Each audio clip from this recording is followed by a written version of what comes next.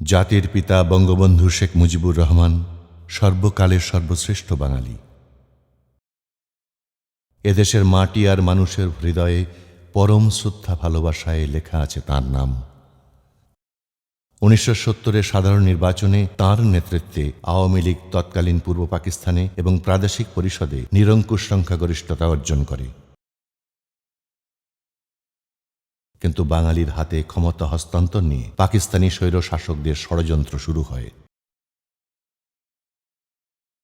অবশেষে 1971-এর 7ই মার্চ ঢাকার তৎকালীন রেসকোর্স ময়দানে বঙ্গবন্ধুর কণ্ঠে ধ্বনিত হয় ইতিহাসের এক অবিস্মরণীয় ভাষণ। মুজিব ভাই এসে গেছেন, তাকে আপনারা স্লোগান দিয়ে অভিবাদন দেন। শেখ মুজিবের পথ ধরো, বাংলাদেশ স্বাধীন করো। শত বছরের শত সংগ্রাম শেষে রবীন্দ্রনাথের মতো দৃপ্ত পায়ে হেঁটে অতঃপর কবি এসে জনতার মঞ্চে দাঁড়ালেন। তখন পলকে দারুণ ঝলকে তরিতে উঠিল জল, হৃদয়ে লাগিল দোলা, জনসমুদ্রে জাগিল জোয়ার, সকল দুয়ার খোলা। আমার দেশ তোমার দেশ, বাংলাদেশ বাংলাদেশ। কে রোধে তাহার বজ্রকণ্ঠ বাণী, গণসূর্যের মঞ্চ কাঁপিয়ে কবি শোনালেন তাঁর অমর কবিতাখানি। এবারে সংগ্রাম আমাদের মুক্তির সংগ্রাম, এবারে সংগ্রাম স্বাধীনতার সংগ্রাম। 7ই মার্চের ভাষণ শুধু বঙ্গবন্ধুর জীবনের শ্রেষ্ঠতম ভাষণে নয়, বিশ্বের ইতিহাসে শ্রেষ্ঠ ভাষণগুলোর সারিতে এই ভাষণটির অবস্থান। আমার আজ দুঃখ ভারাক্রান্ত মন নিয়ে আপনাদের সামনে হাজির হয়েছি। আপনারা সবই জানেন এবং বোঝেন আমরা আমাদের জীবন দিয়ে চেষ্টা করেছি, কিন্তু দুঃখের বিষয় আজ ঢাকা, চট্টগ্রাম, খুলনা, রাজশাহী, রংপুরে আমার ভাইয়ের রক্তে রাজপথ রঞ্জিত হয়েছে। আজ বাংলার মানুষ মুক্তি চায়, বাংলার মানুষ বাঁচতে চায়, বাংলার মানুষ তারা আজ তার অধিকার চায়। বঙ্গবন্ধুর ভাষণ শোনার জন্য সকাল থেকে অপেক্ষা করেছি। আমরা ছিলাম এলিফ্যান্ট রোডের একটি বাসায়। রাস্তায় নেমে দেখি কোনো রিক্সা নাই, কিছু নাই। মানুষের স্রোত যখন পায়ে হেঁটে 7ই মার্চের বিকেলে সেই সোহরাওয়ার্দী উদ্যানে আসি, তখন দেখতে পাই মঞ্চের কাছাকাছি একটি জায়গা বাঁশ দিয়ে ঘেরাও করা এবং সেটা মেয়েদের জন্য রাখা। ওখানে কবি সুফিয়া কামাল ছিলেন এবং অনেকেই ছিলেন পরিচিত। আমি গিয়ে নিঃশব্দে পেছনে বসি। কি অন্যায় করেছিলাম! নির্বাচনের পরে বাংলাদেশের মানুষ সম্পূর্ণভাবে আমাকে আওয়ামী লীগকে ভোট দেন। আমাদের ন্যাশনাল অ্যাসেম্বলি বসবে, আমরা সেখানে শাসনতন্ত্র তৈরি করব এবং এই দেশকে আমরা গড়ে তুলব। এদেশের মানুষ অর্থনৈতিক, রাজনৈতিক, সাংস্কৃতিক মুক্তি পাবে। কিন্তু দুঃখের বিষয়, আজ দুঃখের সঙ্গে বলতে হয় 23 বছরের করুণ ইতিহাস, বাংলার অত্যাচারের, বাংলার মানুষের রক্তের ইতিহাস, 23 বছরের ইতিহাস, মুমূর্ষ নরনারীর আর্তনাদের ইতিহাস, বাংলার ইতিহাস, এদেশের মানুষের রক্ত দিয়ে রাজপথ রঞ্জিত করার ইতিহাস। 1952 সালে রক্ত দিয়েছি, 1954 সালে নির্বাচনে জয়লাভ করেও আমরা গদিতে বসতে পারি নাই। 1958 সালে আইয়ুব খান মার্শাল ল জারি করে 10 বছর পর্যন্ত আমাদের গোলাম করে রেখেছে। 1967 সালে 6 দফার আন্দোলনে 7ই জুনে আমার ছেলেদের গুলি করে হত্যা করা হয়েছে। 1969 সালে আন্দোলনে আইয়ুব খানের পতন হওয়ার পরে যখন ইয়াহিয়া খান সাহেব সরকার নিলেন, তিনি বললেন দেশে শাসনতন্ত্র দেবেন, গণতন্ত্র দেবেন, আমরা মেনে নিলাম। বিশাল জনসমক্ষে দাঁড়িয়ে তিনি একের পর এক ফল্গুধারার মতো তিনি বাণীগুলো উচ্চারণ করে গেলেন এবং এর মধ্য দিয়ে বলা হয় যে রাজনীতিবিদ শেখ মুজিবুর রহমান রাষ্ট্রবিদ শেখ মুজিবুর রহমানে পরিণত হলেন। অর্থাৎ এ politician turns into a Statesman. তারপরে অনেক ইতিহাস হয়ে গেল, নির্বাচন হলো। আপনারা জানেন দোষ কি আমাদের? আজকে আমি প্রেসিডেন্ট ইয়াহিয়া খান সাহেবের সঙ্গে দেখা করেছি, আপনারা জানেন, আলাপ আলোচনা করেছি। আমি শুধু বাংলার নয়, পাকিস্তানের মেজরিটি পার্টির নেতা হিসাবে তাকে অনুরোধ করলাম 15 ফেব্রুয়ারি তারিখে আপনি জাতীয় পরিষদের অধিবেশন দেন। তিনি আমার কথা রাখলেন না, তিনি রাখলেন ভুট্টো সাহেবের কথা। তিনি বললেন প্রথম সপ্তাহে মাসে হবে, তিনি মানে নিলেন। আমরা বললাম ঠিক আছে, আমরা অ্যাসেম্বলিতে বসবো, আমরা আলোচনা করব। আমি বললাম বক্তৃতার মধ্যে, অ্যাসেম্বলির মধ্যে আলোচনা করব। এমনকি আমি এ পর্যন্ত বললাম, যদি কেউ ন্যায্য কথা বলে, আমরা সংখ্যায় বেশি হলেও একজন যদিও সে হয়, তার ন্যায্য কথা আমরা মেনে নেব। আমি তখন একজন তরুণ সাংবাদিক। রমনা রেসকোর্সের ময়দানে আমিও লক্ষ জনতার সঙ্গে সামিল হয়েছিলাম এবং ক্রমাগত তখন স্লোগান উঠছিল, আপোষের মুখে লাথি মারো, বাংলাদেশ স্বাধীন করো, জয় বাংলা, জয় বঙ্গবন্ধু। যারা ভুট্টো সাহেব এখানে এসেছিলেন, আলোচনা করলেন, বলে গেলেন যে আলোচনার দরজা বন্ধ না, আরো আলোচনা হবে। তারপরে অন্য নেতৃত্বের সঙ্গে আলাপ করলাম, আপনারা আসুন বসি, আমরা আলাপ করে শাসনতন্ত্র তৈরি করি। তিনি বললেন পশ্চিম পাকিস্তানের মেম্বাররা যদি এখানে আসে তাহলে কসাইখানা হবে অ্যাসেম্বলি। তিনি বললেন যে যাবে তাকে মেরে ফেলে দেওয়া হবে। যদি কেউ অ্যাসেম্বলিতে আসে তাহলে পেশোয়ার থেকে করাচি পর্যন্ত দোকান জোর করে বন্ধ করা হবে, তারপরেও যদি কেউ আসে তাকে সন্ন্যাসার করা হবে।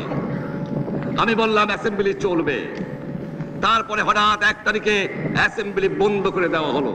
1 মার্চে বেতারের মাধ্যমে জেনারেল ইয়াহিয়া খান ঘোষণা দিল ঢাকা অধিবেশন বাতিল করা হয়েছে, স্থগিত করা হয়েছে। তখন ঢাকা স্টেডিয়ামে পাকিস্তান ভার্সেস নিউজিল্যান্ডের ক্রিকেট খেলা চলছিল। অদ্ভুতভাবে সমস্ত গ্যালারি জুড়ে যে সমস্ত মানুষ ছিল, তাদের প্রত্যেকের হাতে ছিল খবরের কাগজ, এবং ওই খবরের কাগজে আগুন লাগিয়ে তারা একটা বিক্ষুব্ধ পরিবেশ সৃষ্টি করলো এবং ছুটে বেরিয়ে আসলো স্টেডিয়াম থেকে, এবং সমস্ত ঢাকার শহরের রাস্তা জুড়ে তখন বীর বাঙালি অস্ত্র ধরো, বাংলাদেশ স্বাধীন করো স্লোগান উঠতে থাকলো। ইয়াহিয়া খান সাহেব প্রেসিডেন্ট হিসাবে অ্যাসেম্বলি ডেকেছিলেন। আমি বললাম যে আমি যাব। ভুট্টো সাহেব বললেন তিনি যাবেন না। 35 জন সদস্য পশ্চিম পাকিস্তানের থেকে এখানে আসলেন। তারপরে হঠাৎ বন্ধ করে দেওয়া হলো, দোষ দেওয়া হলো বাংলার মানুষকে, দোষ দেওয়া হলো আমাকে। বন্ধ করে দেওয়ার পরে দেশের মানুষ প্রতিবাদ মুখর হয়ে উঠলো। আমি বললাম শান্তিপূর্ণ ভাবে আপনারা হরতাল পালন করেন। আমি বললাম আপনারা কল কারখানা সবকিছু বন্ধ করে দেন। জনগণ সাড়া দিল, আপন ইচ্ছায় জনগণ রাস্তায় বেরিয়ে পড়লো। তারা শান্তিপূর্ণ ভাবে সংগ্রাম চালিয়ে যাওয়ার জন্য স্থির প্রতিজ্ঞাবদ্ধ হলো। কি পেলাম আমরা? আমার পয়সা দিয়ে অস্ত্র কিনেছি বহিঃশত্রু আক্রমণ থেকে দেশকে রক্ষা করার জন্য। আজ সেই অস্ত্র ব্যবহার হচ্ছে আমার দেশের গরিব দুঃখিনী অস্ত্র মানুষের বিরুদ্ধে, তার বুকের উপরে হচ্ছে গুলি। আমরা পাকিস্তানের সংখ্যাগুরু, আমরা বাঙালিরা যখনই ক্ষমতায় যাওয়ার চেষ্টা করেছি, যখনই এদেশের মালিক হবার চেষ্টা করেছি, তখনই তারা আমাদের উপর ঝাঁপিয়ে পড়েছেন। তারা আমাদের ভাই। আমি বলেছি তাদের কাছে এই কথা যে আপনারা কেন আপনার ভাইয়ের বুকে গুলি মারবেন? আপনাদের রাখা হয়েছে যদি বহিঃশত্রু আক্রমণ করে তার থেকে দেশকে রক্ষা করার জন্য। তারপরে উনি বললেন যে আমার নামে বলেছেন, আমি নাকি বলে স্বীকার করেছি যে 10 তারিখে রাউন্ড টেবল কনফারেন্স হবে। আমি উনাকে একথা বলে দেবার চাই, আমি তাকে তা বলি নাই। টেলিফোনে আমার সঙ্গে তার কথা হয়। তাকে আমি বলেছিলাম, জনাব ইয়াহিয়া খান সাহেব, আপনি পাকিস্তানের প্রেসিডেন্ট, দেখে যান, ঢাকায় আসেন, কিভাবে আমার গরিবের উপরে, আমার বাংলার মানুষের বুকের উপরে গুলি করা হয়েছে, কি করে আমার মায়ের কোল খালি করা হয়েছে, কি করে মানুষকে হত্যা করা হয়েছে। আপনি আসুন, দেখুন, বিচার করুন, তারপরে আপনি ঠিক করুন। আমি এই কথা বলেছিলাম। বঙ্গবন্ধু যদি সেদিন ডাক দিতেন, এখনই তোমরা অস্ত্র ধারণ করো, হয়তো সেদিনই স্বাধীনতার যুদ্ধ শুরু হয়ে যেত। কিন্তু বঙ্গবন্ধু অসাধারণ কূটনৈতিক প্রজ্ঞার দ্বারা এই বিপুল জনোচ্ছ্বাসকে তিনি নিয়ন্ত্রণ করেছেন এবং স্বাধীনতা যুদ্ধের জন্য প্রস্তুত করেছেন। আমি তো অনেক আগে বলেছি কিসের আসতেছি, তার সঙ্গে বলবো, যারা আমার মানুষের বুকে রক্ত নিয়েছে তাদের সঙ্গে বলবো। আমার সঙ্গে পরামর্শ না করে বা আমাদের সঙ্গে আলোচনা না করে 5 ঘন্টা গোপনে বৈঠক করে যে বক্তৃতা তিনি করেছেন এবং যে বক্তৃতা করে অ্যাসেম্বলি করেছেন, সমস্ত দোষ তিনি আমার উপরে দিয়েছেন, বাংলার মানুষের উপরে দিয়েছেন। আমি পরিষ্কার মিটিংয়ে বলেছি যে এবারের সংগ্রাম আমার মুক্তির সংগ্রাম, এবারের সংগ্রাম স্বাধীনতার সংগ্রাম। এই 71 সালেই সেপ্টেম্বর মাসে অস্ট্রেলিয়ার একজন অধ্যাপক ডেভিড ফার্থ, তিনি রাষ্ট্রবিজ্ঞানের অধ্যাপক, একটি বাক্যে তিনি বলেছেন যে that was the day when Bangladesh as a state in mind was born. অর্থাৎ বাংলাদেশ রাষ্ট্র হিসাবে মানুষের মনে, বা বলা যায় গোটা বাঙালি জনগোষ্ঠীর মনে জন্মগ্রহণ করল 1971 সালের 7ই মার্চ। 25 তারিখে অ্যাসেম্বলি কল করেছে, রক্তের দাগ শুকায় নাই। আমি 10 তারিখে বলে দিয়েছি যে ওই শহীদের রক্তের উপর দিয়ে পাড়া দিয়ে আরটিসিতে মুজিবুর রহমান যোগদান করতে পারে না। অ্যাসেম্বলি কল করেছেন, আমার দাবি মানতে হবে। প্রথম, সামরিক আইন মার্শাল ল উইথড্র করতে হবে, সমস্ত সামরিক বাহিনীর লোকদের ব্যারাকে ফেরত দিতে হবে, যেভাবে হত্যা করা হয়েছে তার তদন্ত করতে হবে, আর জনগণের প্রতিনিধির কাছে ক্ষমতা হস্তান্তর করতে হবে। তারপরে বিবেচনা করে দেখব আমরা অ্যাসেম্বলিতে বসতে পারবো কি পারবো না। এর পূর্বে অ্যাসেম্বলিতে বসার, আমরা অ্যাসেম্বলিতে বসতে আমরা পারি না। জনগণ সে অধিকার আমাকে দেয় নাই। ভাইয়েরা আমার, তোমরা আমার উপর বিশ্বাস আছে? আমি প্রধানমন্ত্রিত্ব চাই না, আমরা দেশের মানুষের অধিকার চাই। আমি পরিষ্কার অক্ষরে বলে দেবার চাই যে আজ থেকে এই বাংলাদেশে কোর্ট কাছারি, আদালত, ফৌজদারি, শিক্ষা প্রতিষ্ঠান অনির্দিষ্ট কালের জন্য বন্ধ থাকবে। গরিবের যাতে কষ্ট না হয়, যাতে আমার মানুষ কষ্ট না করে, সেই জন্য সমস্ত অন্য জিনিসগুলো আছে সেগুলোর হরতাল কাল থেকে চলবে না। রিক্সা ঘোড়াগাড়ি চলবে, রেল চলবে, লঞ্চ চলবে, শুধু secretariat, supreme court, high court, জজ কোর্ট, সেমি গভর্নমেন্ট দপ্তরগুলো ওয়াবদা, কোনো কিছু চলবে না। 28 তারিখে কর্মচারীরা যে বেতন নিয়ে আসবেন, এরপরে যদি বেতন দেওয়া না হয়, আর যদি একটা গুলি চলে, আর যদি আমার লোকের উপর হত্যা করা হয়, তোমাদের উপর কাছে আমার অনুরোধ রইল, প্রত্যেক ঘরে ঘরে দুর্গ গড়ে তোলো। তোমাদের যা কিছু আছে তাই নিয়ে শত্রুর মোকাবেলা করতে হবে, এবং জীবনের তরে রাস্তাঘাট যা যা আছে সবকিছু আমি যদি হুকুম দেবার নাও পারি, তোমরা বন্ধ করে দেবে। 19 মিনিটের স্বতঃস্ফূর্ত ভাষণে দুটো অংশ ছিল। প্রথম অংশে তিনি একজন পরিপূর্ণ গণতান্ত্রিক নেতার যেভাবে কথা বলেন সেভাবেই তিনি বলতে চেয়েছিলেন। দ্বিতীয় অংশে স্পষ্ট করে ঘোষণা করলেন যে একটি সশস্ত্র সংগ্রাম ছাড়া আমাদের বিকল্প কিছু নেই। আমরা ভাতে মারবো, আমরা পানিতে মারবো। তোমরা আমার ভাই, তোমরা ব্যারাকে থাকো, কেউ তোমাদের কিছু বলবে না, কিন্তু আর আমার বুকের উপর গুলি চালাবার চেষ্টা করো না, ভালো হবে না। 7 কোটি মানুষকে দাবায় রাখতে পারবো না। আমরা যখন মরতে শিখেছি তখন কেউ আমাদের দবাতে পারবে না। তিনি যখন বলেন 7 কোটি মানুষকে আর দাবায় রাখবার পারব না, তখন উচ্চারিত হয় সেই দৃঢ় প্রতিজ্ঞা।